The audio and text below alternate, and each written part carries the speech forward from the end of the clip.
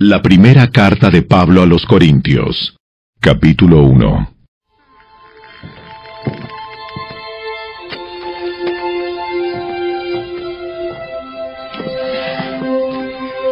Yo, Pablo, elegido por la voluntad de Dios para ser un apóstol de Cristo Jesús, escribo esta carta junto con nuestro hermano Sóstenes.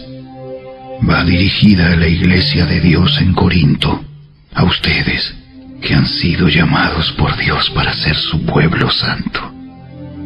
Él los hizo santos por medio de Cristo Jesús, tal como lo hizo con todos los que en todas partes invocan el nombre de nuestro Señor Jesucristo, Señor de ellos y de nosotros. Que Dios, nuestro Padre, y el Señor Jesucristo les den gracia y paz. Siempre doy gracias a mi Dios por ustedes y por los dones inmerecidos que les dio ahora que pertenecen a Cristo Jesús.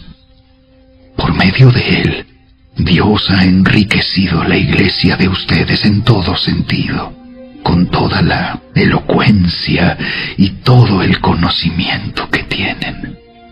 Eso confirma que es verdad lo que les dije acerca de Cristo. Ahora tienen todos los dones espirituales que necesitan, mientras esperan con anhelo el regreso de nuestro Señor Jesucristo. Él los mantendrá firmes hasta el final, para que estén libres de toda culpa el día que nuestro Señor Jesucristo vuelva. Dios lo hará, porque Él es fiel para hacer lo que dice, y los ha invitado a que tengan comunión con su Hijo, Jesucristo, nuestro Señor. Amados hermanos, les ruego por la autoridad de nuestro Señor Jesucristo que vivan en armonía los unos con los otros, que no haya divisiones en la iglesia. Por el contrario, sean todos de un mismo parecer, unidos en pensamiento y propósito. Pues algunos de la casa de Cloé me contaron de las peleas entre ustedes, mis amados hermanos. Algunos de ustedes dicen, yo soy seguidor de Pablo, otros dicen, yo sigo a Apolos, o yo sigo a Pedro, o yo sigo únicamente a Cristo. ¿Acaso Cristo está dividido en facciones? ¿Fui yo, Pablo, crucificado por ustedes? ¿Fue alguno de ustedes bautizado en el nombre de Pablo? Por supuesto que no. Agradezco a Dios que no bauticé a ninguno de ustedes excepto a Crispo y a Gayo, porque ahora nadie puede decir que fue bautizado en mi nombre. Sí, también bauticé a los de la casa de Estéfanas, pero no recuerdo haber bautizado a nadie más. Pues Cristo no me envió a bautizar, sino a predicar la buena noticia, y no con palabras ingeniosas, por temor a que la cruz de Cristo perdiera su poder. El mensaje de la cruz es una ridiculez para los que van rumbo a la destrucción. Pero nosotros, que vamos en camino a la salvación, sabemos que es el poder mismo de Dios. Como dicen las Escrituras, destruiré la sabiduría de los sabios y desecharé la inteligencia de los inteligentes. Así que, ¿dónde deja eso a los filósofos, a los estudiosos y a los especialistas en debates de este mundo? Dios ha hecho que la sabiduría de este mundo parezca una ridiculez, ya que Dios, en su sabiduría, se aseguró de que el mundo nunca lo conociera por medio de la sabiduría humana. Usó nuestra predicación ridícula para salvar a los que creen. es ridícula para los judíos, que piden señales del cielo, y es ridícula para los griegos, que buscan la sabiduría humana. Entonces, cuando predicamos que Cristo fue crucificado, los judíos se ofenden y los gentiles dicen que son puras tonterías. Sin embargo, para los que Dios llamó a la salvación, tanto judíos como gentiles, Cristo es el poder de Dios y la sabiduría de Dios. Ese plan ridículo de Dios es más sabio que el más sabio de los planes humanos, y la debilidad de Dios es más fuerte que la mayor fuerza humana. Recuerden, amados hermanos, que pocos de ustedes eran sabios a los ojos del mundo, o poderosos, o ricos, cuando Dios los llamó.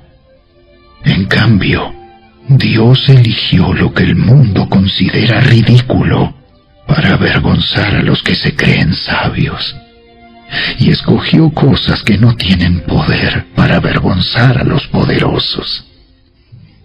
Dios escogió lo despreciado por el mundo, lo que se considera como nada, y lo usó para convertir en nada lo que el mundo considera importante. Como resultado, nadie puede jamás jactarse en presencia de Dios. Dios los ha unido a ustedes con Cristo Jesús. Dios hizo que Él fuera la sabiduría misma para nuestro beneficio. Cristo nos hizo justos ante Dios, nos hizo puros y santos, y nos liberó del pecado.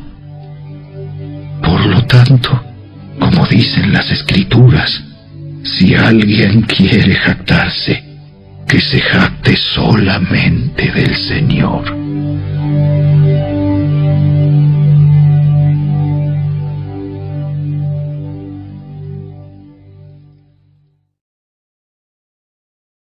Capítulo 2.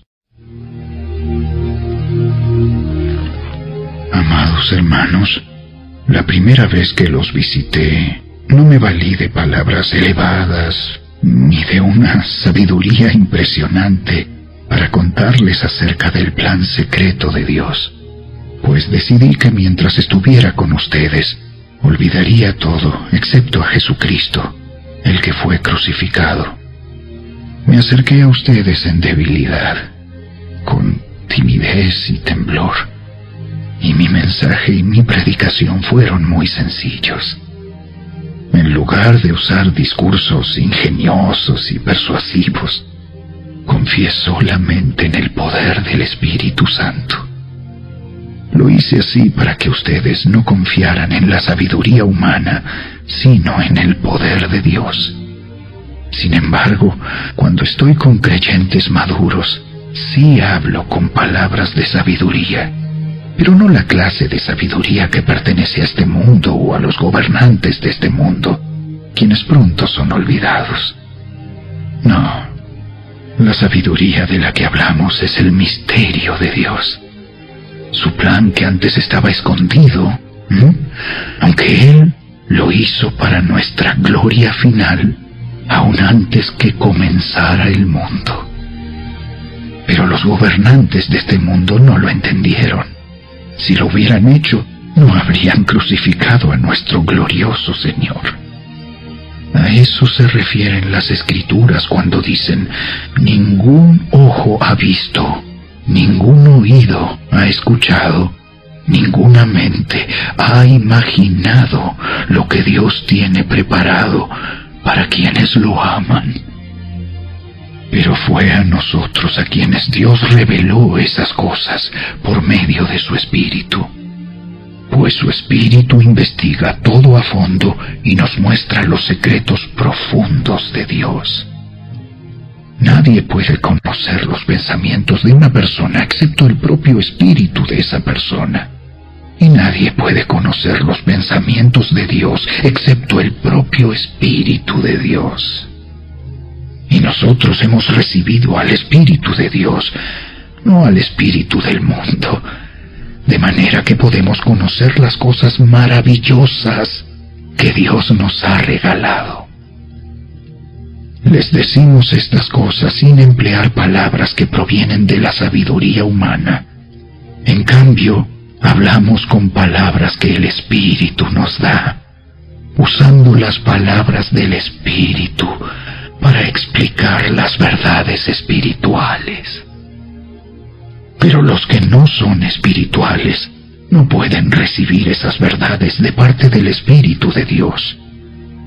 Todo les suena ridículo y no pueden entenderlo, porque solo los que son espirituales pueden entender lo que el Espíritu quiere decir. Los que son espirituales pueden evaluar todas las cosas, pero ellos mismos no pueden ser evaluados por otros. Pues, ¿quién puede conocer los pensamientos del Señor? ¿Quién sabe lo suficiente para enseñarle a Él? Pero nosotros entendemos estas cosas porque tenemos la mente de Cristo.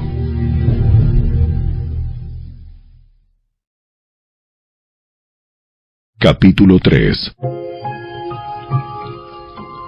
Amados hermanos, cuando estuve con ustedes, no pude hablarles como lo haría con personas espirituales. Tuve que hablarles como si pertenecieran a este mundo o como si fueran niños en Cristo.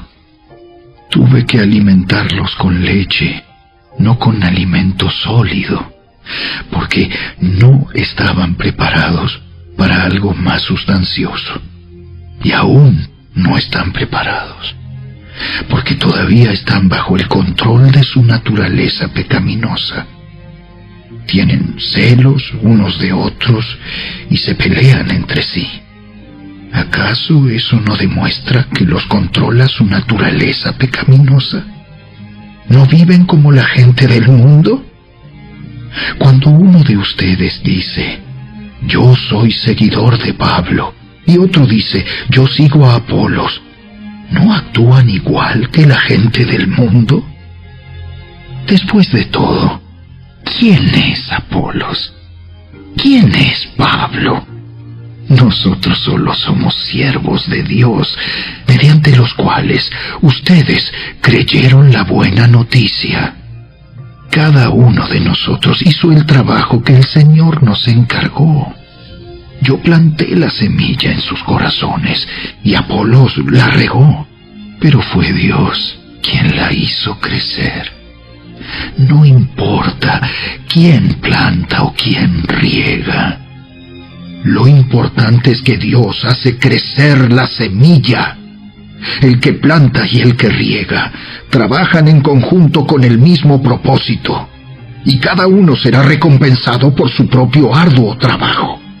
Pues ambos somos trabajadores de Dios, y ustedes son el campo de cultivo de Dios, son el edificio de Dios. Por la gracia que Dios me dio, yo eché los cimientos como un experto en construcción. Ahora otros edifican encima, pero cualquiera que edifique sobre este fundamento tiene que tener mucho cuidado. Pues nadie puede poner un fundamento distinto del que ya tenemos, que es Jesucristo. El que edifique sobre este fundamento podrá usar una variedad de materiales: oro, plata, joyas, madera, heno o paja. Pero el día del juicio, el fuego revelará la clase de obra que cada constructor ha hecho. El fuego mostrará si la obra de alguien tiene algún valor. Si la obra permanece, ese constructor recibirá una recompensa. Pero si la obra se consume, el constructor sufrirá una gran pérdida. El constructor se salvará, pero como quien apenas se escapa atravesando un muro de llamas. ¿No se dan cuenta de que todos ustedes juntos son el templo de Dios y que el Espíritu de Dios vive en ustedes? Dios destruirá a cualquiera que destruya este templo, pues el templo de Dios es santo y ustedes son este templo. Dejen de engañarse a sí mismos. Si piensan que son sabios de acuerdo con los criterios de este mundo, necesitan volverse necios para ser verdaderamente sabios. Pues la sabiduría de este mundo es necedad para Dios. Como dicen las Escrituras, Él atrapa a los sabios en la trampa de su propia astucia. Y también el Señor conoce los pensamientos de los sabios, sabe que no valen nada. Así que no se jacten de seguir a un líder humano en particular, pues a ustedes les pertenece todo, ya sea Pablo, o Apolos, o Pedro, o el mundo, o la vida y la muerte, o el presente y el futuro.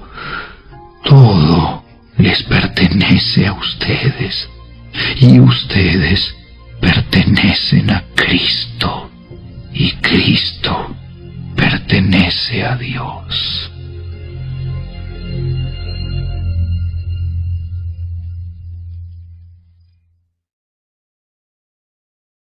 Capítulo 4. Así que a Apolos y a mí, considérennos como simples siervos de Cristo, a quienes se nos encargó la tarea de explicar los misterios de Dios. Ahora bien, alguien que recibe el cargo de administrador debe ser fiel. En cuanto a mí, me importa muy poco cómo me califiquen ustedes o cualquier autoridad humana. Ni siquiera confío en mi propio juicio en este sentido. Tengo la conciencia limpia, pero eso no demuestra que yo tenga razón. Es el Señor mismo quien me evaluará y tomará la decisión. Así que no juzguen a nadie antes de tiempo, es decir, antes de que el Señor vuelva, pues Él sacará a la luz nuestros secretos más oscuros y revelará nuestras intenciones más íntimas. Entonces Dios le dará a cada uno el reconocimiento que le corresponda. Amados hermanos, puse el caso de Apolos y el mío propio como ilustración de lo que les vengo diciendo. Si prestan atención a lo que les cité de las Escrituras, no estarán orgullosos de uno de sus líderes a costa de otro. Pues, ¿qué derecho tienen a juzgar así? ¿Qué tienen que Dios no les haya dado? Y si todo lo que tienen proviene de Dios, ¿por qué se jactan como si no fuera un regalo? Ustedes piensan que ya tienen todo lo que necesitan. Creen que ya son ricos. Hasta han comenzado a reinar sin nosotros en el reino de Dios. Yo desearía que en verdad ya estuvieran reinando, porque entonces nosotros estaríamos reinando con ustedes. A veces pienso que a nosotros, los apóstoles, Dios nos puso en exhibición, como prisioneros de guerra al final del desfile del vencedor, condenados a muerte. Nos hemos convertido en un espectáculo para el mundo entero, tanto para la gente como para los ángeles. Nuestra entrega a Cristo nos hace parecer tontos. En cambio, ustedes afirman ser tan sabios en Cristo. Nosotros somos débiles, pero ustedes son tan poderosos. a ustedes los estiman. A nosotros nos ridiculizan. Incluso ahora mismo pasamos hambre y tenemos sed, y nos falta ropa para abrigarnos. A menudo somos golpeados y no tenemos casa. Nos cansamos trabajando con nuestras manos para ganarnos la vida. Bendecimos a los que nos maldicen. Somos pacientes con los que nos maltratan. Respondemos con gentileza cuando dicen cosas malas de nosotros. Aún así, se nos trata como la basura del mundo, como el desperdicio de todos, hasta este preciso momento. No les escribo estas cosas para avergonzarlos, sino para advertirles como mis amados hijos, pues aunque tuvieran 10,000 maestros que les enseñaran acerca de Cristo, tienen solo un Padre espiritual, pues me convertí en su Padre en Cristo Jesús cuando les prediqué la buena noticia. Así que les ruego que me imiten. Por esa razón, les envié a Timoteo, mi fiel y amado hijo en el Señor. Él les recordará la manera en que sigo a Cristo Jesús, así como lo enseño en todas las iglesias, en todas partes. Algunos de ustedes se han vuelto arrogantes al pensar que no volveré a visitarlos, pero iré, y pronto, si el Señor me lo permite. Y entonces comprobaré si esos arrogantes solo dan discursos pretenciosos o de verdad tienen el poder de Dios. Pues el reino de Dios no consiste en las muchas palabras, sino en vivir por el poder de Dios. ¿Qué prefieren? ¿Que llegue con una vara para castigarlos? ¿O que vaya con amor y un espíritu amable?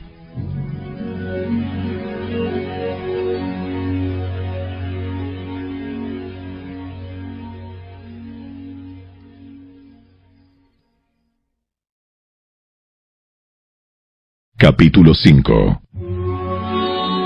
Me cuesta creer lo que me informan acerca de la inmoralidad sexual que hay entre ustedes. Algo que ni siquiera los paganos hacen.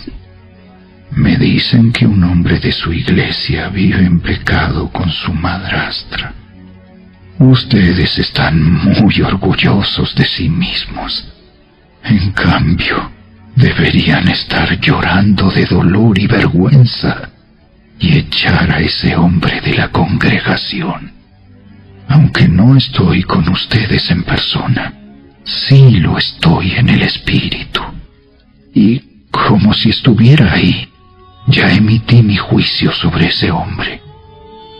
En el nombre del Señor Jesús, ustedes deben convocar a una reunión de la iglesia. Yo estaré presente en espíritu, igual que el poder de nuestro Señor Jesús. Entonces deben expulsar a ese hombre y entregárselo a Satanás, para que su naturaleza pecaminosa sea destruida y él mismo sea salvo el día que el Señor vuelva. Es terrible que se jacten sobre dicho asunto. ¿No se dan cuenta de que ese pecado es como un poco de levadura que impregna toda la masa? Desháganse de la vieja levadura, quitando a ese perverso de entre ustedes. Entonces serán como una nueva masa preparada sin levadura, que es lo que realmente son. Cristo, nuestro Cordero Pascual, ha sido sacrificado por nosotros. Por lo tanto, celebremos el festival no con el viejo pan de perversidad y maldad, sino con el nuevo pan de sinceridad y verdad. Cuando les escribí anteriormente, les dije que no se relacionaran con personas que se entregan al pecado sexual. Pero no me refería a los incrédulos que se entregan al pecado sexual, o son avaros, o estafadores, o rinden culto a ídolos. Uno tendría que salir de este mundo para evitar gente como esa.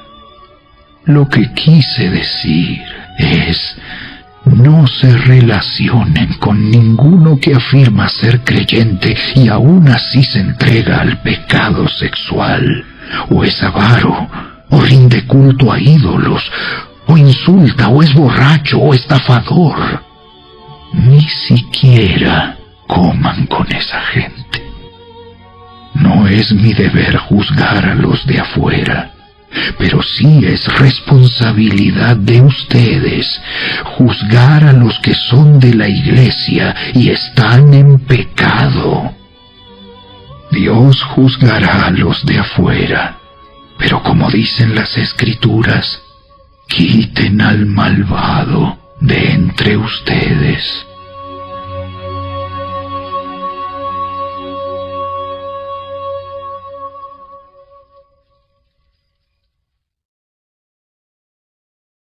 Capítulo 6. Cuando uno de ustedes tiene un conflicto con otro creyente, ¿cómo se atreve a presentar una demanda y a pedirle a un tribunal secular que decida sobre el asunto, en lugar de llevarlo ante otros creyentes? ¿No se dan cuenta de que algún día nosotros los creyentes juzgaremos al mundo? Y dado que ustedes van a juzgar al mundo, ¿no son capaces de resolver esas pequeñas cuestiones entre ustedes? ¿No se dan cuenta de que juzgaremos a los ángeles?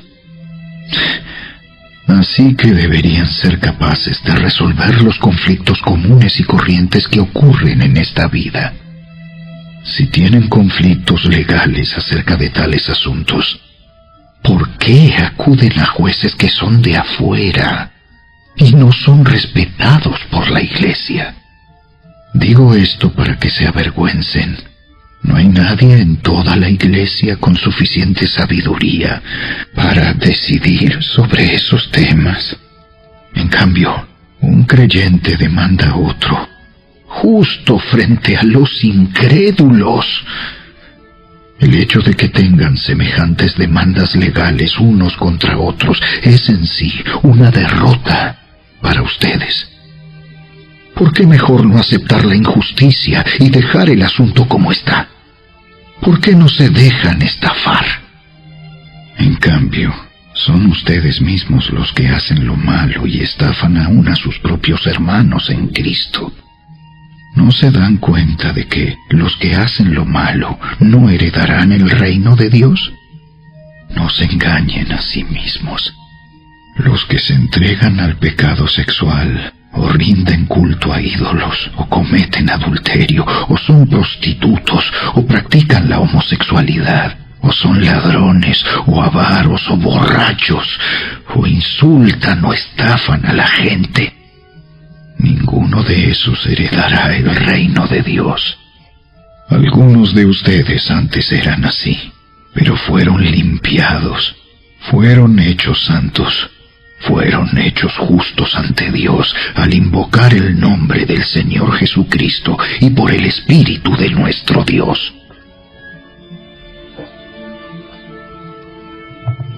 Ustedes dicen, se me permite hacer cualquier cosa, pero no todo les conviene. Y aunque se me permite hacer cualquier cosa, no debo volverme esclavo de nada. Ustedes dicen, la comida se hizo para el estómago y el estómago para la comida. Eso es cierto, aunque un día Dios acabará con ambas cosas. Pero ustedes no pueden decir que nuestro cuerpo fue creado para la inmoralidad sexual. Fue creado para el Señor, y al Señor le importa nuestro cuerpo. Y Dios nos levantará de los muertos con su poder, tal como levantó de los muertos a nuestro Señor. ¿No se dan cuenta de que sus cuerpos en realidad son miembros de Cristo? ¿Acaso un hombre debería tomar su cuerpo, que es parte de Cristo, y unirlo a una prostituta? ¡Jamás! ¿Y no se dan cuenta de que si un hombre se une a una prostituta, se hace un solo cuerpo con ella? Pues las Escrituras dicen, los dos se convierten en uno solo.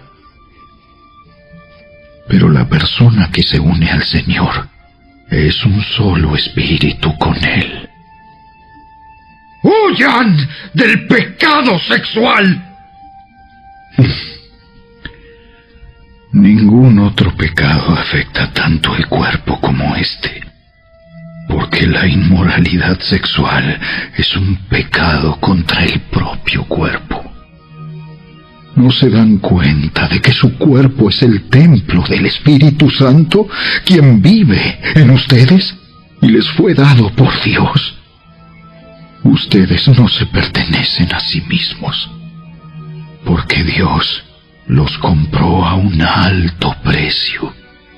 Por lo tanto, honren a Dios con su cuerpo.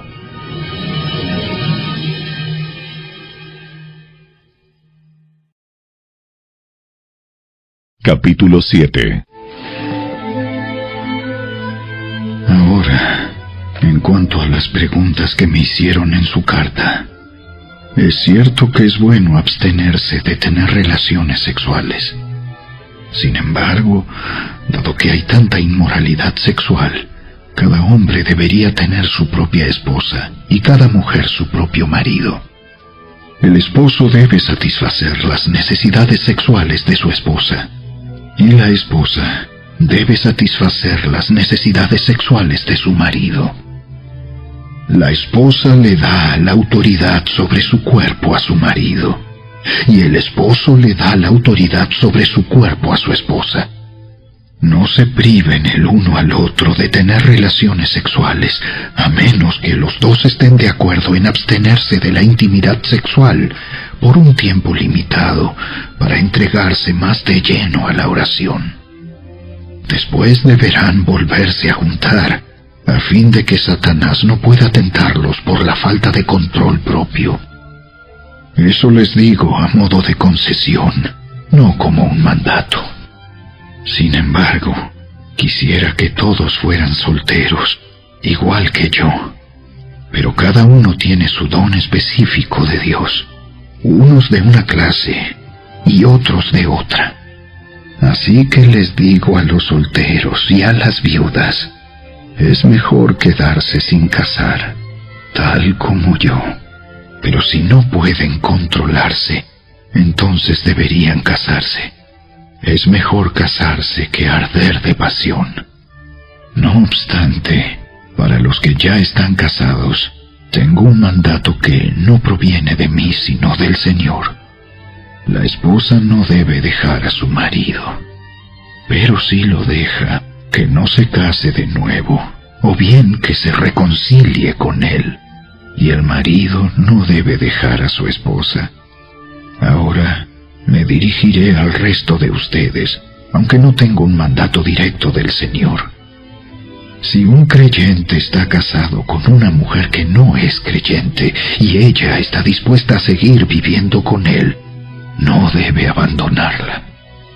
Y si una creyente tiene un esposo que no es creyente, y él está dispuesto a seguir viviendo con ella, no debe abandonarlo, pues la esposa creyente da santidad a su matrimonio, y el esposo creyente da santidad al suyo. De otro modo, sus hijos no serían santos, pero ahora son santos.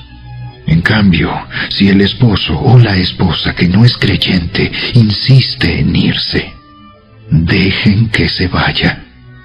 En esos casos el cónyuge creyente ya no está ligado al otro, porque Dios los ha llamado a ustedes a vivir en paz. ¿Acaso ustedes, esposas, no se dan cuenta de que sus maridos podrían ser salvos a causa de ustedes? Y ustedes, esposos, ¿no se dan cuenta de que sus esposas podrían ser salvas a causa de ustedes? Cada uno debería seguir viviendo en la situación que el Señor lo haya puesto y permanecer tal como estaba cuando Dios lo llamó por primera vez. Esa es mi regla para todas las iglesias. Por ejemplo, un hombre que se circuncidó antes de llegar a ser creyente no debería tratar de revertir su condición.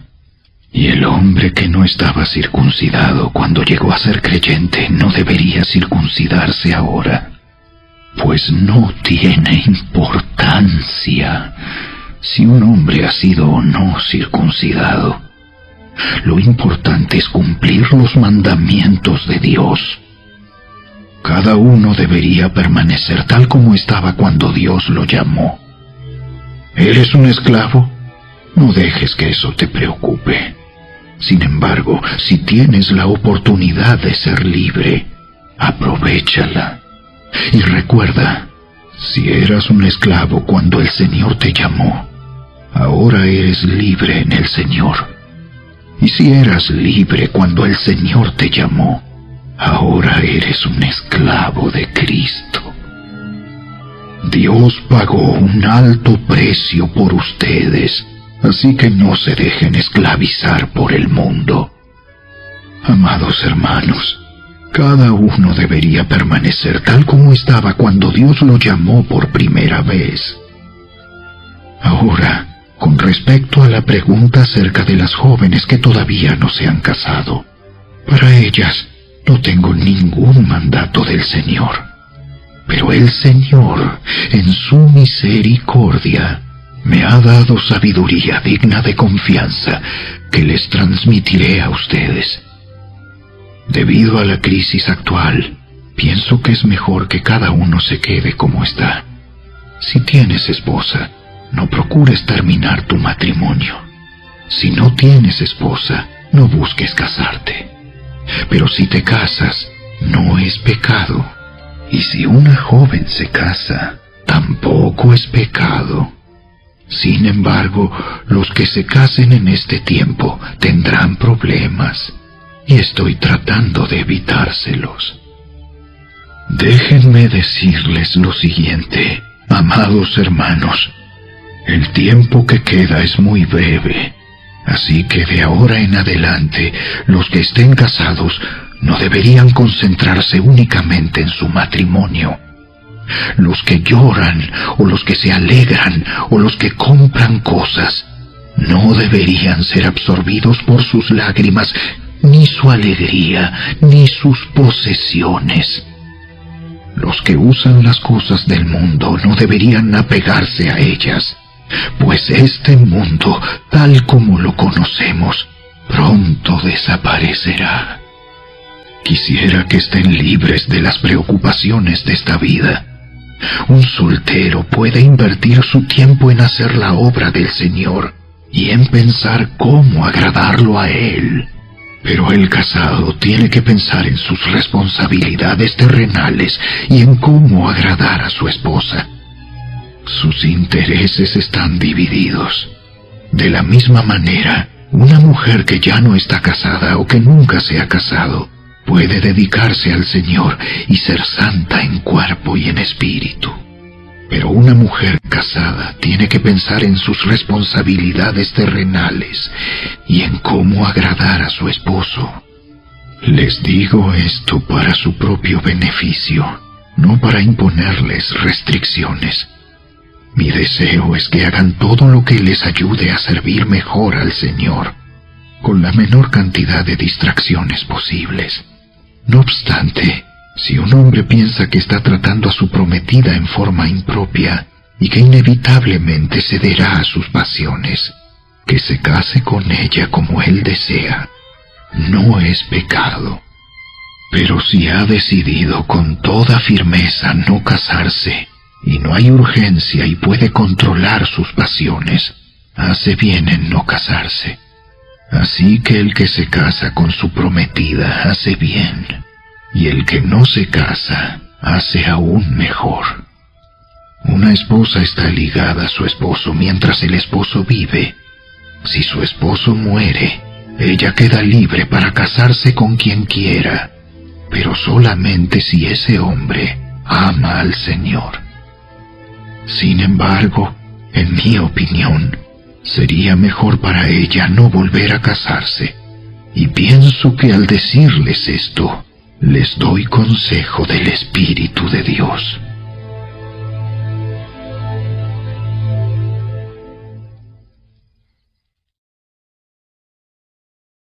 Capítulo 8.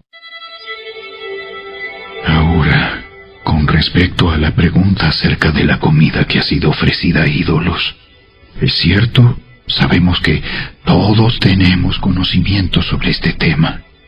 Sin embargo, mientras que el conocimiento nos hace sentir importantes, es el amor lo que fortalece a la Iglesia. El que afirma que lo sabe todo, en realidad, no es que sepa mucho.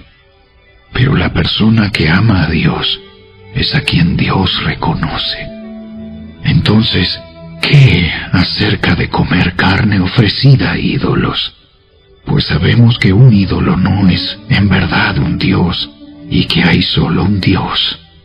Puede que existan esos llamados dioses, tanto en el cielo como en la tierra, y algunas personas de hecho rinden culto a muchos dioses y a muchos señores.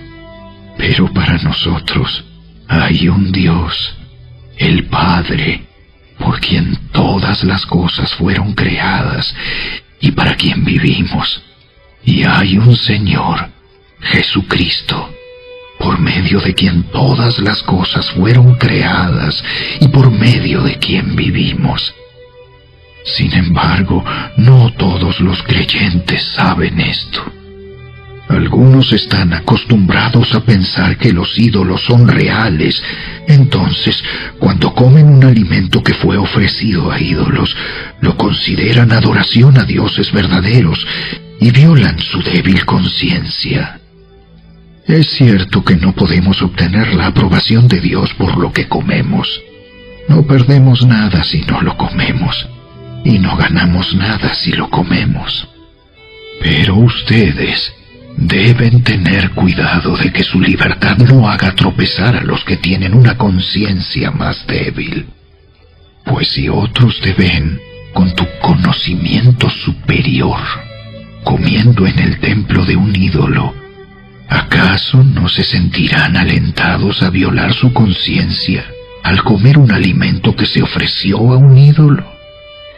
Así que a causa de tu conocimiento superior, se destruirá un creyente débil por quien Cristo murió. Cuando ustedes pecan contra otros creyentes al alentarlos a hacer algo que para ellos está mal, pecan contra Cristo. Por lo tanto, si lo que como hace que otro creyente peque, nunca más comeré carne mientras viva, porque no quiero hacer que otro creyente tropiece.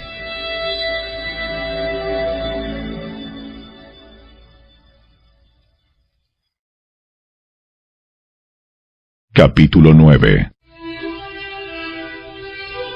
¿Acaso no soy tan libre como cualquier otro? ¿No soy apóstol? ¿No he visto a Jesús nuestro Señor con mis propios ojos? ¿No es gracias a mi trabajo que ustedes pertenecen al Señor? Aunque otros piensen que no soy apóstol, ciertamente para ustedes lo soy. Ustedes mismos son la prueba de que soy apóstol del Señor. Esta es mi respuesta a los que cuestionan mi autoridad. ¿Acaso no tenemos derecho de hospedarnos con ustedes y compartir sus comidas? ¿No tenemos derecho a llevar con nosotros a una esposa creyente como lo hacen los demás apóstoles y los hermanos del Señor y como lo hace Pedro? ¿O Bernabé y yo somos los únicos que tenemos que trabajar para sostenernos? ¿Qué soldado tiene que pagar sus propios gastos? ¿Qué agricultor planta un viñedo y no tiene derecho a comer de su fruto? ¿A qué pastor que cuida de su rebaño de ovejas no se le permite beber un poco de la leche? ¿Expreso meramente una opinión humana? ¿O dice la ley lo mismo? Porque la ley de Moisés dice: no le pongas bozal al buey para impedirle que coma mientras trilla el grano. ¿Acaso pensaba Dios únicamente en bueyes cuando dijo eso? ¿No nos hablaba a nosotros en realidad? Claro que sí. Se escribió para nosotros, a fin de que tanto el que ara como el que trilla el grano puedan esperar una porción de la cosecha. Ya que hemos plantado la semilla espiritual entre ustedes, ¿no tenemos derecho a cosechar el alimento y la bebida material? Si ustedes sostienen a otros que les predican, ¿no deberíamos tener nosotros aún mayor derecho a que nos sostengan? Pero nunca nos hemos valido de ese derecho.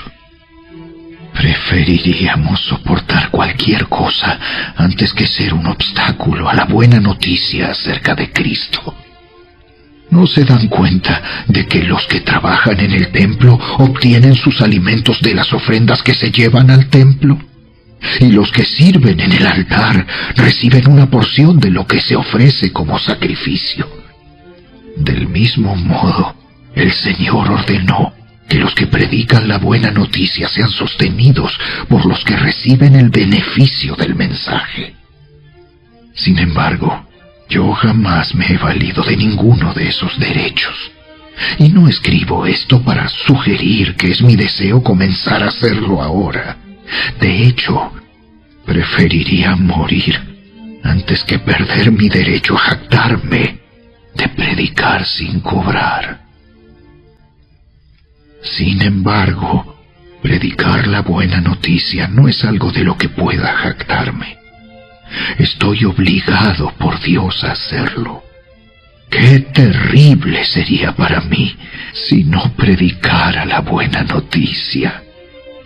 Si lo hiciera por mi propia iniciativa, merecería que me paguen, pero no tengo opción, porque Dios me ha encomendado este deber sagrado.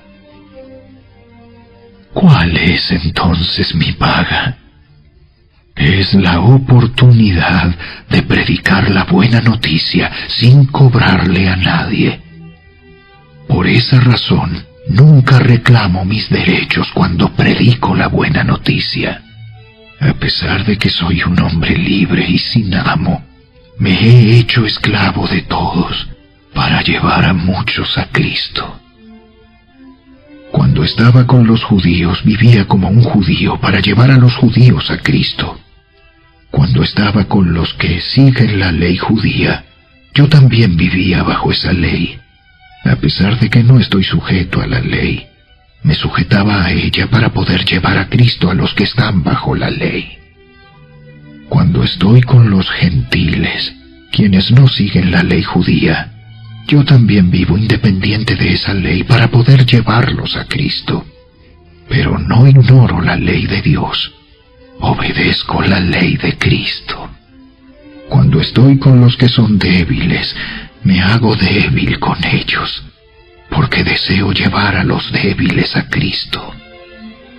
Sí, con todos trato de encontrar algo que tengamos en común, y hago todo lo posible para salvar a algunos. Hago lo que sea para difundir la buena noticia y participar de sus bendiciones. ¿No se dan cuenta de que en una carrera todos corren, pero solo una persona se lleva el premio? Así que corran para ganar. Todos los atletas se entrenan con disciplina. Lo hacen para ganar un premio que se desvanecerá.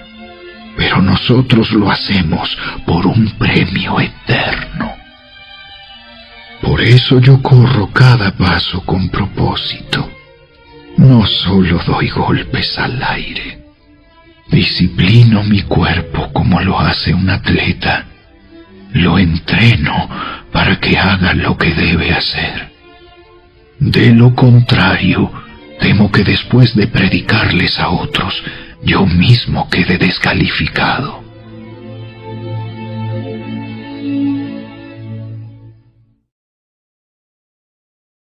Capítulo 10. Amados hermanos, no quiero que se olviden de lo que les sucedió a nuestros antepasados hace mucho tiempo en el desierto.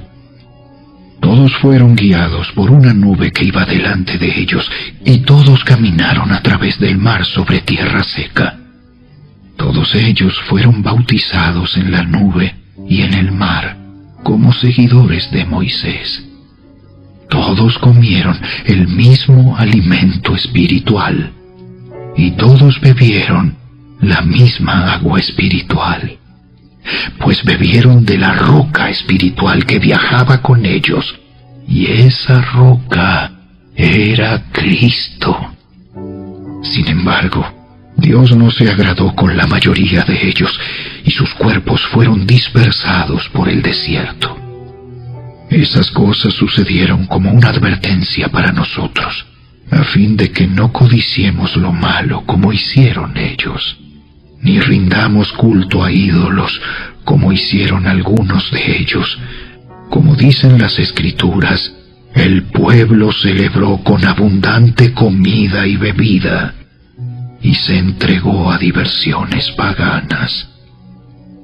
Y no debemos cometer inmoralidad sexual, como hicieron algunos de ellos, lo cual causó la muerte de 23,000 personas en un solo día.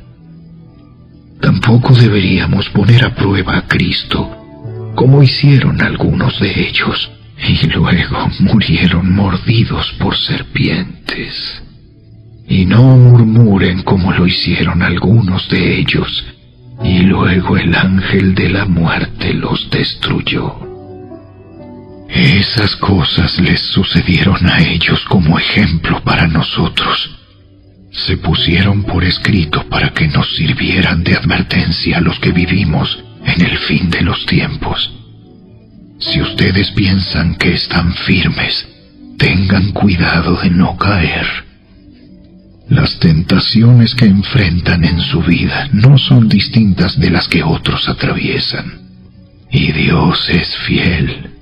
No permitirá que la tentación sea mayor de lo que puedan soportar. Cuando sean tentados, Él les mostrará una salida para que puedan resistir. Por lo tanto, mis queridos amigos, huyan de la adoración a los ídolos. Ustedes son personas razonables. Juzguen por sí mismos si lo que digo es cierto. Cuando bendecimos la copa en la mesa del Señor, ¿no participamos en la sangre de Cristo? Y cuando partimos el pan, ¿no participamos en el cuerpo de Cristo? Aunque somos muchos, todos comemos de un mismo pan, con lo cual demostramos que somos un solo cuerpo.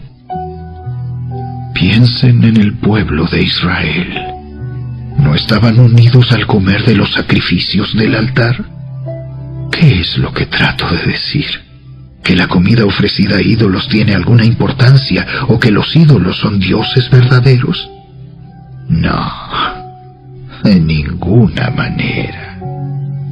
Lo que digo es que esos sacrificios se ofrecen a los demonios, no a Dios. Y no quiero que ustedes tengan parte con los demonios. Ustedes no pueden beber de la copa del Señor y también de la copa de los demonios. No pueden comer de la mesa del Señor y también de la mesa de los demonios. ¿Qué? ¿Acaso nos atreveremos a despertar los celos del Señor? ¿Piensan que somos más fuertes que Él? Ustedes dicen, se me permite hacer cualquier cosa, pero no todo les conviene. Dicen, se me permite hacer cualquier cosa, pero no todo trae beneficio. No se preocupen por su propio bien, sino por el bien de los demás. Así que pueden comer cualquier carne que se venda en el mercado, sin preguntar nada por motivos de conciencia, pues la tierra es del Señor y todo lo que hay en ella. Si alguien que no es creyente los invita a cenar a su casa, acepten la invitación si desean. Coman todo lo que les ofrezcan, sin preguntar nada por motivos de conciencia. Pero supongamos que alguien les dice, esta carne se ofreció a un ídolo. No la coman, por respeto a la conciencia del que lo dijo. Tal vez no sea una cuestión de conciencia para ustedes, pero lo es para la otra persona. Pues ¿por qué tendría que ser restringida mi libertad por lo que piensa otra persona? Si puedo darle gracias a Dios por la comida y disfrutarla, ¿por qué debería ser condenado por comerla? Así que, sea que coman o beban o cualquier otra cosa que hagan, háganlo todo para la gloria de Dios. No ofendan a los judíos, ni a los gentiles, ni a la iglesia de Dios. Yo también trato de complacer a todos en todo lo que hago.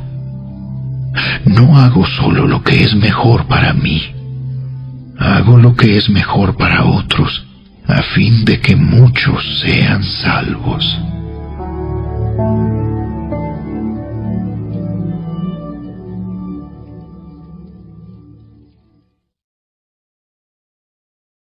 Capítulo 11.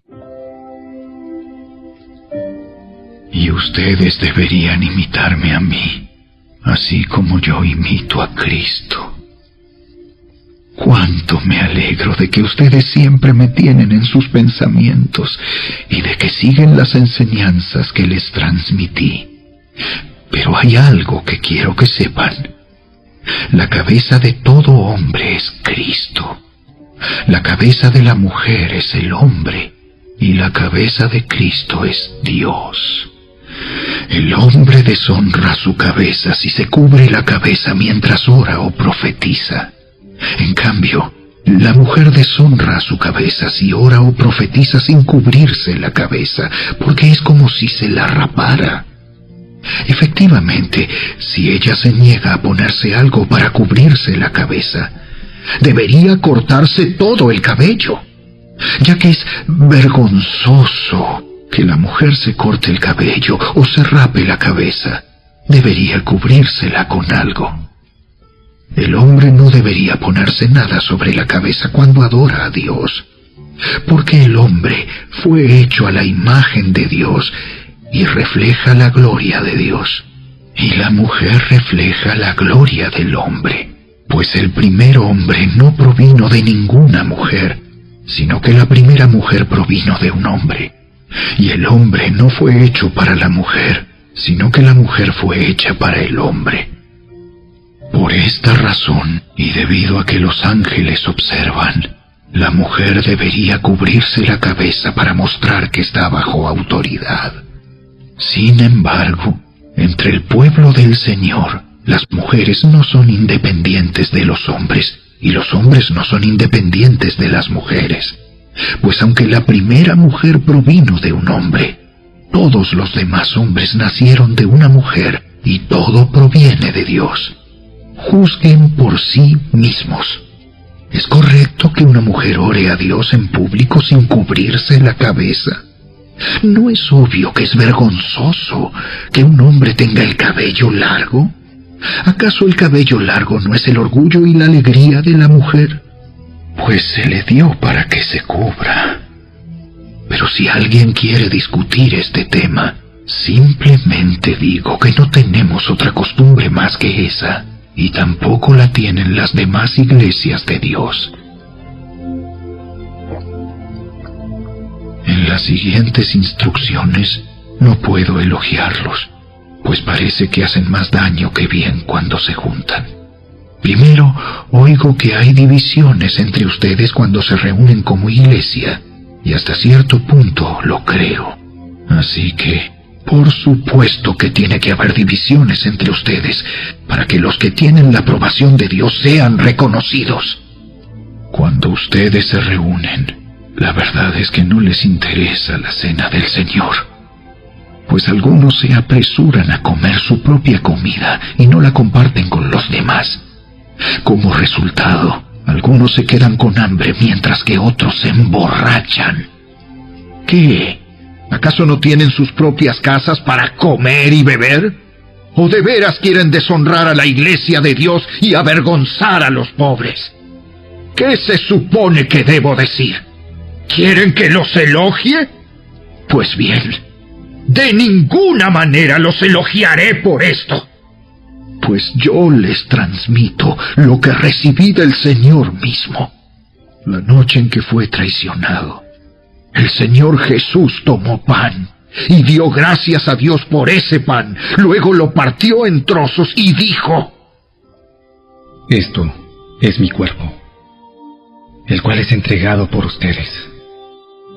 Hagan esto en memoria de mí.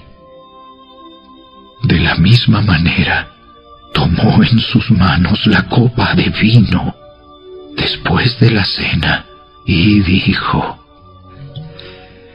Esta copa es el nuevo pacto entre Dios y su pueblo, un acuerdo confirmado con mi sangre.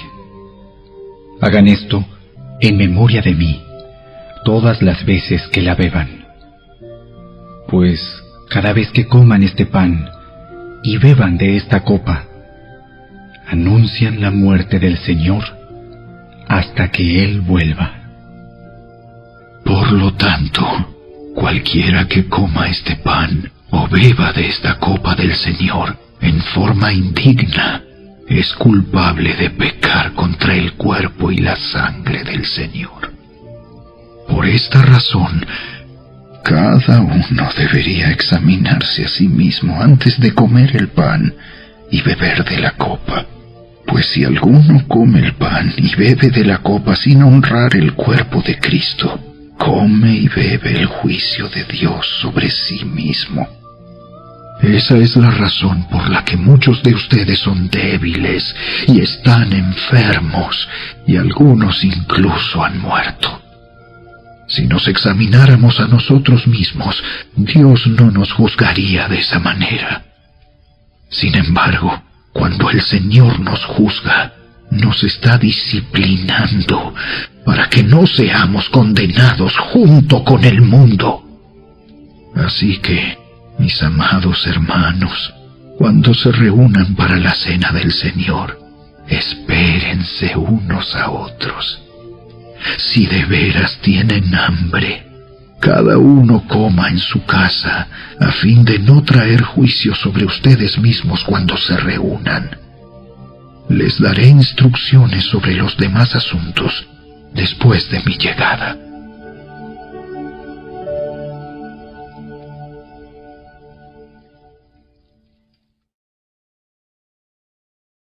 Capítulo 12.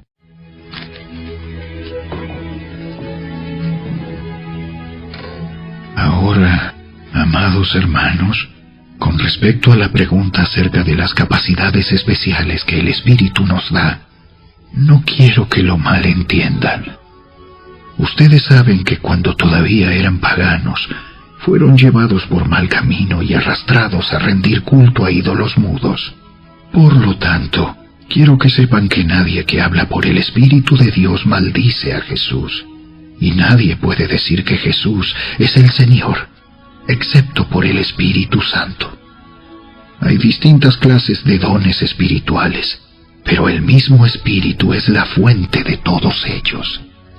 Hay distintas formas de servir, pero todos servimos al mismo Señor.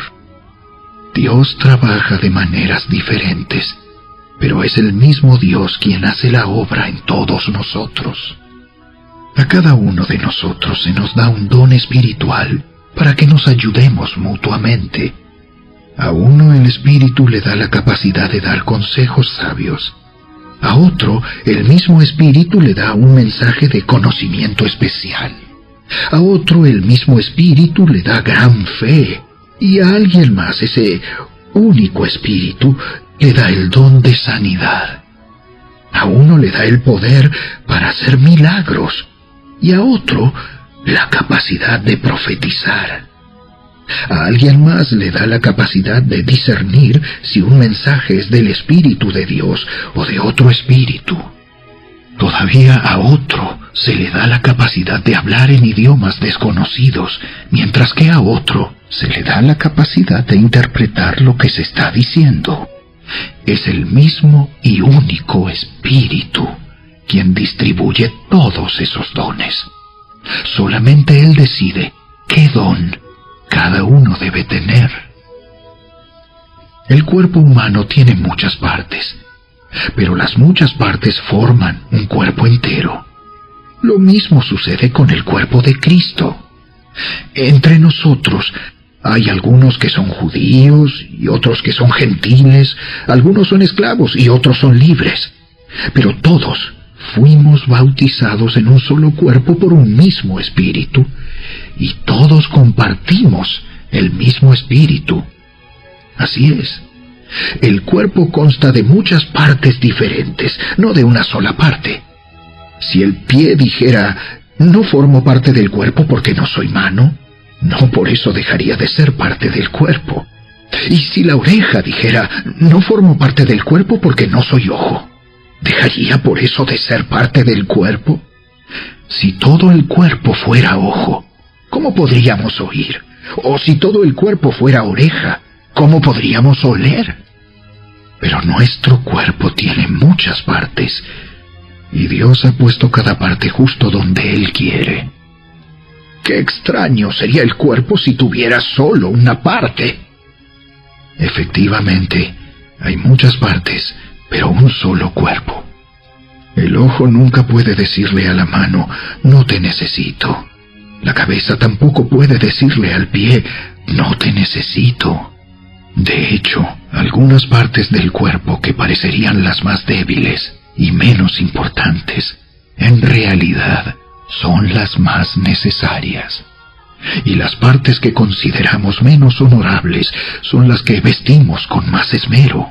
Así que protegemos con mucho cuidado esas partes que no deberían verse, mientras que las partes más honorables no precisan esa atención especial.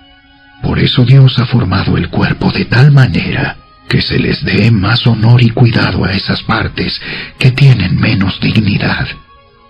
Esto hace que haya armonía entre los miembros, a fin de que los miembros se preocupen los unos por los otros. Si una parte sufre, las demás partes sufren con ella. Y si a una parte se le da honra, todas las partes se alegran. Todos ustedes en conjunto son el cuerpo de Cristo, y cada uno de ustedes es parte de ese cuerpo. A continuación, hay algunas de las partes que Dios ha designado para la Iglesia. En primer lugar, los apóstoles. En segundo lugar, los profetas. En tercer lugar, los maestros. Luego, los que hacen milagros, los que tienen el don de sanidad, los que pueden ayudar a otros, los que tienen el don de liderazgo, los que hablan en idiomas desconocidos. ¿Acaso somos todos apóstoles? ¿Somos todos profetas? ¿Somos todos maestros? ¿Tenemos todos el poder de hacer milagros? ¿Tenemos todos el don de sanidad? ¿Tenemos todos la capacidad de hablar en idiomas desconocidos? ¿Tenemos todos la capacidad de interpretar idiomas desconocidos? Por supuesto que no. Por lo tanto, ustedes deberían desear encarecidamente los dones que son de más ayuda. Pero ahora déjenme mostrarles una manera de vida que supera a todas las demás.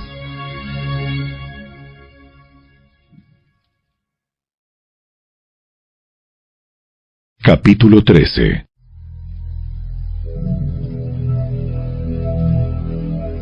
Si pudiera hablar todos los idiomas del mundo y de los ángeles, pero no amar a los demás, yo solo sería un metal ruidoso o un címbalo que resuena. Si tuviera el don de profecía y entendiera todos los planes secretos de Dios y contara con todo el conocimiento, y si tuviera una fe que me hiciera capaz de mover montañas, pero no amara a otros, yo no sería nada. Si diera todo lo que tengo a los pobres y hasta sacrificara mi cuerpo, podría jactarme de eso. Pero si no amara a los demás, no habría logrado nada. El amor es paciente y bondadoso. El amor no es celoso, ni fanfarrón, ni orgulloso, ni ofensivo. No exige que las cosas se hagan a su manera. No se irrita ni lleva un registro de las ofensas recibidas. No se alegra de la injusticia, sino que se alegra cuando la verdad triunfa. El amor nunca se da por vencido. Jamás pierde la fe. Siempre tiene esperanzas y se mantiene firme en toda circunstancia. La profecía, el hablar en idiomas desconocidos y el conocimiento especial se volverán inútiles, pero el amor durará para siempre. Ahora, nuestro conocimiento es parcial e incompleto, y aún el don de profecía revela solo una parte de todo el panorama. Sin embargo, cuando llegue el tiempo de la perfección, esas cosas parciales se volverán inútiles. Cuando yo era niño, hablaba, pensaba y razonaba como un niño. Pero cuando crecí, dejé atrás las cosas de niño. Ahora vemos todo de manera imperfecta, como reflejos desconcertantes. Pero luego veremos todo con perfecta claridad.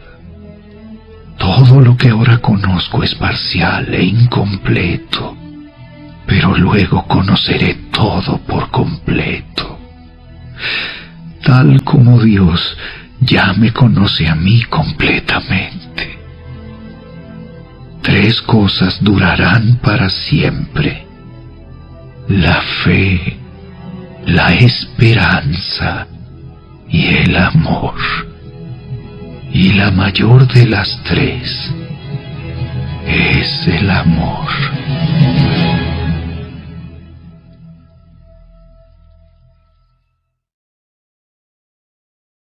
Capítulo 14.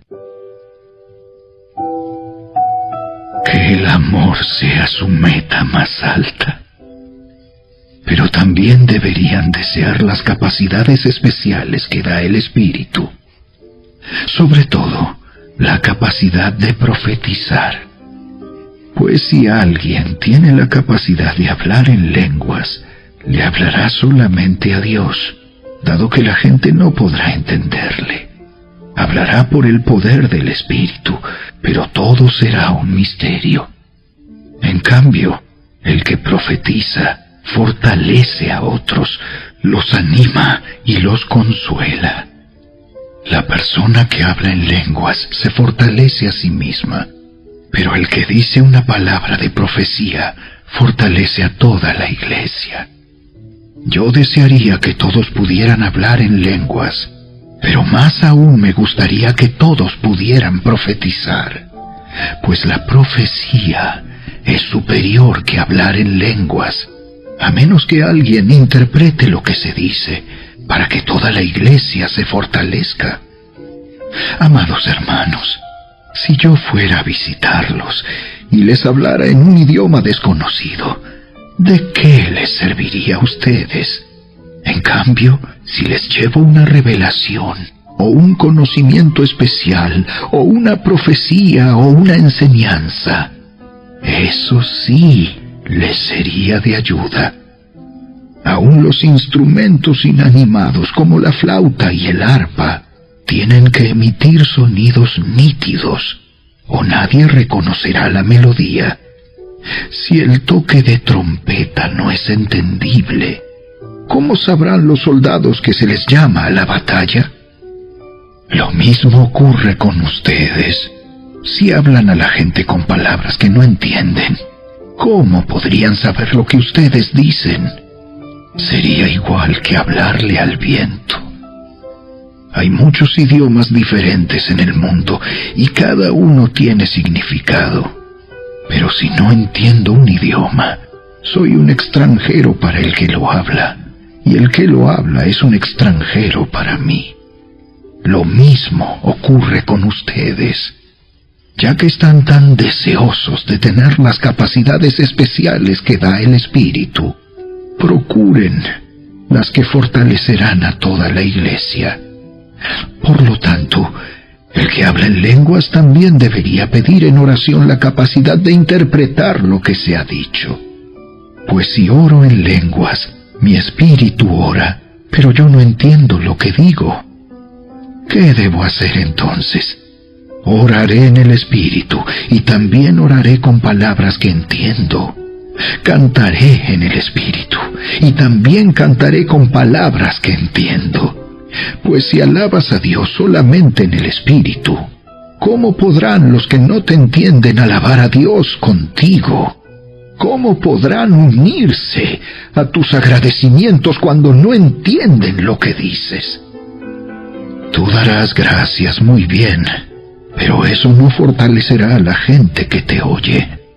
Yo le agradezco a Dios que hablo en lenguas más que cualquiera de ustedes, pero en una reunión de la iglesia, para ayudar a otros preferiría hablar 5 palabras comprensibles que 10,000 palabras en un idioma desconocido. Amados hermanos, no sean infantiles en su comprensión de estas cosas. Sean inocentes como bebés en cuanto a la maldad, pero maduros en la comprensión de asuntos como estos. En las Escrituras está escrito: hablaré a mi propio pueblo en idiomas extraños y mediante labios de extranjeros, pero aún así no me escucharán. Así que, como ven, el hablar en lenguas es una señal no para los creyentes, sino para los incrédulos. La profecía, sin embargo, es para el beneficio de los creyentes, no de los incrédulos. Aún así, si los incrédulos o la gente que no entiende esas cosas entran en la reunión de la iglesia y oyen a todos hablando en un idioma desconocido, pensarán que ustedes están locos. Pero si todos ustedes están profetizando y los incrédulos o la gente que no entiende esas cosas entran en la reunión, serán convencidos de pecado y juzgados por lo que ustedes dicen. Al escuchar sus pensamientos secretos quedarán al descubierto y caerán de rodillas y adorarán a Dios declarando: en verdad, Dios está aquí entre ustedes. Ahora bien, mis hermanos, hagamos un resumen. Cuando se reúnan, uno de ustedes cantará, otro enseñará, otro contará alguna revelación especial que Dios le haya dado, otro hablará en lenguas y otro interpretará lo que se dice. Pero cada cosa que se haga debe fortalecer a cada uno de ustedes. No más de 2 o 3 deberían hablar en lenguas. Deben hablar uno a la vez y que alguien interprete lo que ellos digan.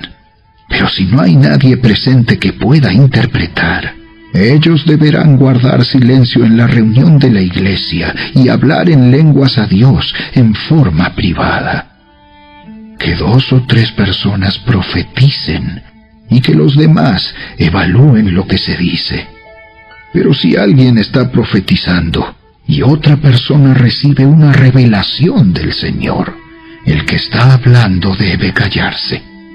De esa manera, todos los que profeticen tendrán su turno para hablar, uno después de otro, para que todos aprendan y sean alentados. Recuerden que la gente que profetiza está en control de su espíritu y puede turnarse con otros, pues Dios no es Dios de desorden, sino de paz. Como en todas las reuniones del pueblo santo de Dios, las mujeres deben guardar silencio durante las reuniones de la iglesia. No es apropiado que hablen. Deben ser sumisas, tal como dice la ley. Si tienen preguntas, que le pregunten a su marido en casa, porque no es apropiado que las mujeres hablen en las reuniones de la iglesia. ¿O acaso piensan, corintios, que la palabra de Dios se originó con ustedes? ¿Son ustedes los únicos a quienes fue entregada? Si alguien afirma ser profeta o piensa que es espiritual, debería reconocer que lo que digo es un mandato del Señor mismo. Pero si no lo reconoce, Él tampoco será reconocido. Por lo tanto, mis amados hermanos, con todo corazón deseen profetizar y no prohíban que se hablen lenguas. Pero asegúrense de que todo se haga de forma apropiada y con orden.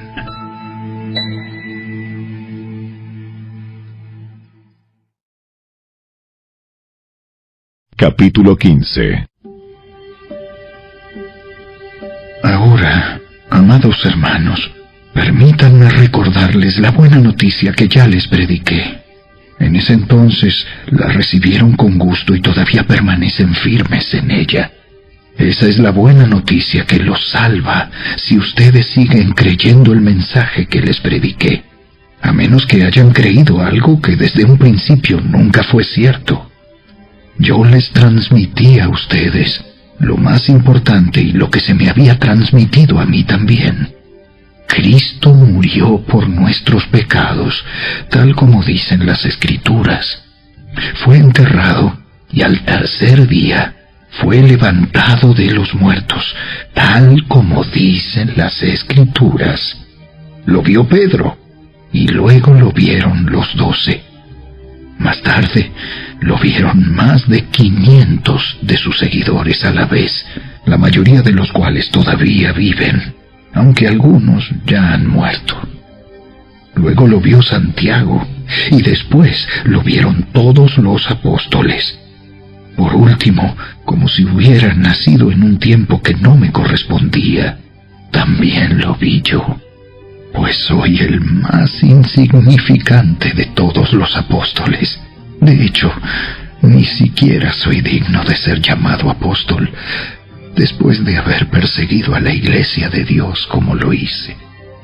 Sin embargo, lo que ahora soy, todo se debe a que Dios derramó su favor especial sobre mí, y no sin resultados, pues he trabajado mucho más que cualquiera que los otros apóstoles. Pero no fui yo, sino Dios quien obraba a través de mí por su gracia. Así que no importa si predico yo o predican ellos, porque todos predicamos el mismo mensaje que ustedes ya han creído. Pero díganme lo siguiente: dado que nosotros predicamos que Cristo se levantó de los muertos, ¿por qué algunos de ustedes dicen que no habrá resurrección de los muertos? Pues si no hay resurrección de los muertos, entonces Cristo tampoco ha resucitado. Y si Cristo no ha resucitado, entonces toda nuestra predicación es inútil, y la fe de ustedes también es inútil. Y nosotros los apóstoles estaríamos todos mintiendo acerca de Dios, porque hemos dicho que Dios levantó a Cristo de la tumba. Así que eso no puede ser cierto si no hay resurrección de los muertos. Y si no hay resurrección de los muertos, entonces Cristo no ha resucitado. Y si Cristo no ha resucitado, entonces la fe de ustedes es inútil y todavía son culpables de sus pecados. En ese caso, todos los que murieron creyendo en Cristo están perdidos. Y si nuestra esperanza en Cristo es solo para esta vida, somos los más dignos de lástima de todo el mundo. Lo cierto es que Cristo sí resucitó de los muertos. Él es el primer fruto de una gran cosecha, el primero de todos los que murieron. Así que ya ven, tal como la muerte entró en el mundo por medio de un hombre, ahora la resurrección de los muertos ha comenzado por medio de otro hombre. Así como todos mueren porque todos pertenecemos a Adán, todos los que pertenecen a Cristo recibirán vida nueva. Pero esta resurrección tiene un orden. Cristo fue resucitado como el primero de la cosecha. Luego todos los que pertenecen a Cristo serán resucitados cuando Él regrese. Después de eso, vendrá el fin, cuando Él le entregará el reino a Dios el Padre, luego de destruir a todo gobernante y poder y toda autoridad. Pues Cristo tiene que reinar hasta que humille a todos sus enemigos debajo de sus pies. Y el último enemigo que será destruido es la muerte. Pues las Escrituras dicen: Dios ha puesto todas las cosas bajo su autoridad. Claro que cuando dice todas las cosas están bajo su autoridad, no incluye a Dios mismo, quien le dio a Cristo su autoridad. Entonces, cuando todas las cosas estén bajo su autoridad, el Hijo se pondrá a sí mismo bajo la autoridad de Dios, para que Dios, quien le dio a su Hijo la autoridad sobre todas las cosas, sea completamente supremo sobre todas las cosas en todas partes. Si los muertos no serán resucitados, ¿para qué se bautiza la gente por los que están muertos? ¿Para qué hacerlo, a menos que los muertos algún día resuciten? ¿Y para qué nosotros, a todas horas, pondríamos en peligro nuestra vida? Pues juro, amados hermanos, que todos los días enfrento la muerte. Esto es tan cierto como el orgullo que siento por lo que Cristo Jesús, nuestro Señor, ha hecho en ustedes. ¿Y qué valor hubo en luchar contra las fieras salvajes, esa gente de Éfeso, si no habrá resurrección de los muertos? Y si no hay resurrección, comamos y bebamos, que mañana moriremos. No se dejen engañar por los que dicen semejantes cosas, porque las malas compañías corrompen el buen carácter. Piensen bien sobre lo que es correcto y dejen de pecar, pues para su vergüenza les digo que algunos de ustedes no conocen a Dios en absoluto. Pero alguien podría preguntar: ¿cómo resucitarán los muertos? ¿Qué clase de cuerpos tendrán? ¡Qué pregunta tan tonta! Cuando pones una semilla en la tierra, esta no crece y llega a ser una planta a menos que muera primero. Y lo que pones en el suelo no es la planta que crecerá, sino tan solo una simple semilla de trigo o de lo que estés sembrando. Luego Dios le da el cuerpo nuevo que Él quiere que tenga. De cada clase de semilla crece una planta diferente. De modo parecido, hay diferentes clases de carne. Una para los humanos, otra para los animales, otra para las aves y otra para los peces. También hay cuerpos en los cielos y cuerpos sobre la tierra. La gloria de los cuerpos celestiales es diferente de la gloria de los cuerpos terrenales. El sol tiene una clase de gloria, mientras que la luna tiene otra, y las estrellas tienen otra. y hasta las estrellas se diferencian unas de otras por la gloria de cada una. Lo mismo sucede con la resurrección de los muertos. Cuando morimos, nuestros cuerpos terrenales son plantados en la tierra, pero serán resucitados para que vivan por siempre. Nuestros cuerpos son enterrados en deshonra, pero serán resucitados en gloria. Son enterrados en debilidad, pero serán resucitados en fuerza. Son enterrados como cuerpos humanos naturales, pero serán resucitados como cuerpos espirituales, pues así como hay cuerpos naturales, también hay cuerpos espirituales. Las Escrituras nos dicen: el primer hombre, Adán, se convirtió en un ser viviente, pero el último Adán, es decir, Cristo, es un espíritu que da vida. Lo que primero viene es el cuerpo natural y más tarde viene el cuerpo espiritual. Adán, el primer hombre, fue formado del polvo de la tierra, mientras que Cristo, el segundo hombre, vino del cielo. Los que son terrenales son como el hombre terrenal, y los que son celestiales son como el hombre celestial. Al igual que ahora somos como el hombre terrenal, algún día seremos como el hombre celestial. Lo que les digo, amados hermanos, es que nuestros cuerpos físicos no pueden heredar el reino de Dios. Estos cuerpos que mueren no pueden heredar lo que durará para siempre. Pero permítanme revelarles un secreto maravilloso. No todos moriremos, pero todos seremos transformados. Sucederá en un instante, en un abrir y cerrar de ojos, cuando se toque la trompeta final. Pues cuando suene la trompeta, los que hayan muerto resucitarán para vivir por siempre. Y nosotros, los que estemos vivos, también seremos transformados, pues nuestros cuerpos mortales tienen que ser transformados en cuerpos que nunca morirán. Nuestros cuerpos mortales deben ser transformados en cuerpos inmortales. Entonces, cuando nuestros cuerpos mortales hayan sido transformados en cuerpos que nunca morirán, se cumplirá la siguiente escritura: la muerte es devorada en victoria. ¡Oh, muerte! ¿Dónde está tu victoria? ¡Oh, muerte! ¿Dónde está tu aguijón?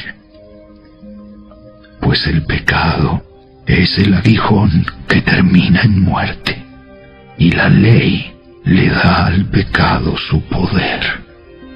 Pero gracias a Dios, Él nos da la victoria sobre el pecado y la muerte por medio de nuestro Señor Jesucristo. Por lo tanto, mis amados hermanos, permanezcan fuertes y constantes. Trabajen siempre para el Señor con entusiasmo, porque ustedes saben que nada de lo que hacen para el Señor es inútil.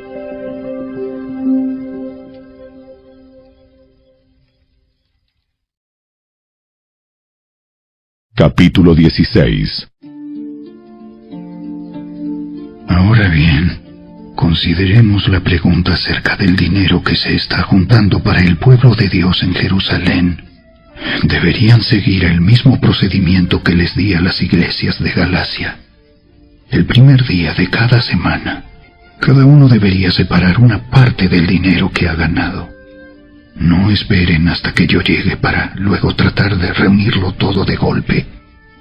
Cuando yo vaya, escribiré cartas de recomendación para los mensajeros que ustedes escojan como encargados de entregar su ofrenda en Jerusalén. Y si parece oportuno que yo también vaya, ellos pueden viajar conmigo. Los visitaré después de haber ido a Macedonia, pues estoy pensando pasar por Macedonia. Tal vez me quede un tiempo con ustedes, quizá todo el invierno, y después podrán enviarme a mi próximo destino. Esta vez no quiero hacerles una visita corta nada más y luego seguir mi viaje. Deseo ir y quedarme un tiempo si el Señor me lo permite. Mientras tanto seguiré aquí en Éfeso hasta el festival de Pentecostés. Se ha abierto una puerta de par en par para hacer un gran trabajo en este lugar, aunque muchos se me oponen. Cuando llegue Timoteo, no lo intimiden. Él hace la obra del Señor igual que yo. No permitan que nadie lo trate con desprecio. Despídanlo con su bendición cuando regrese para estar conmigo. Espero que venga junto con los demás creyentes. Ahora, en cuanto a nuestro hermano Apolos, yo le rogué que fuera a visitarlos en compañía de los otros creyentes, pero él no estaba dispuesto a ir por el momento. Los verá después cuando tenga la oportunidad. Estén alerta, permanezcan firmes en la fe, sean valientes, sean fuertes y hagan todo con amor. Ustedes ya saben que Estéfanas y los de su casa fueron los primeros frutos de la cosecha de creyentes en Grecia, y ellos tienen su vida puesta al servicio del pueblo de Dios. Les ruego, amados hermanos, que se sometan a ellos y a otros como ellos, que sirven con tanta devoción. Estoy muy contento de que Estéfanas, Fortunato y Acaico hayan llegado. Ellos me han dado la ayuda que ustedes no pudieron darme al no estar aquí. Ellos también han sido de mucho aliento para mí, como lo fueron para ustedes. Muéstrenles agradecimiento a todos los que sirven así de bien. Las iglesias de aquí, en la provincia de Asia, les mandan saludos en el Señor, igual que Aquila y Priscila y todos los demás que se congregan en la casa de ellos para las reuniones de la iglesia. Todos los hermanos de aquí les envían saludos. Salúdense unos a otros con un beso santo. Este es mi saludo de puño y letra. Pablo. Si alguien no ama al Señor, tal persona es maldita. Señor nuestro, ven. Que la gracia del Señor Jesús sea con ustedes. Mi amor a todos ustedes en Cristo Jesús.